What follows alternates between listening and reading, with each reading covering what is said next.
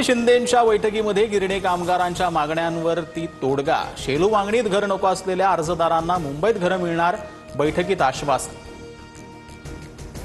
बच्चू कडूंच्या 7/12 कोरा यात्रेला राज ठाकरेंचा पाठिंबा। 2 ऑक्टोबरला मुंबईत होणाऱ्या कडूंच्या आंदोलनात मनसैनिक सहभागी होणार, बाळा नांदगावकरांची माहिती।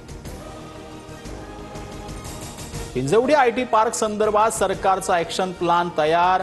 पायाभूत सुविधा मेट्रोची कामं डिसेंबर अखेरपर्यंत पूर्ण करा। फडणवीसांच्या सूचना। पाणी साचू नये यासाठी सल्लागार समितीची नियुक्ती। परमवीर सिंह यांना खंडणी प्रकरणामध्ये सीबीआयकडून क्लीन चिट। सिंह आणि इतर पोलिसांवर 5 गुन्हे दाखल असल्याचं स्पष्टीकरण। तपासात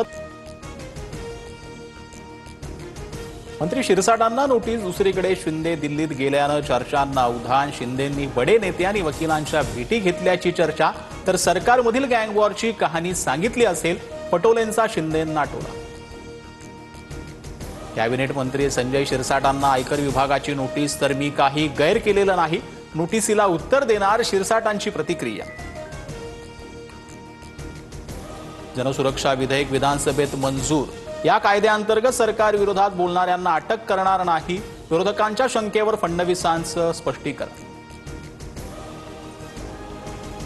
राज ठाकरे 18 जुलैला मीरा रोडच्या दौऱ्यावर। मनसेच्या मोर्चानंतर आता राज ठाकरे स्वतः दौरा करणार, काय बोलणार याकडे लक्ष। पटक पटक के मारेंगे आजही बोलतो भाजपचे खासदार निशिकांत दुबे। पुन्हा बरळले तर ठाकरे बंधूंनी अंबानींना मराठी बोलायला लावावं, दुबेंचं आव्हान।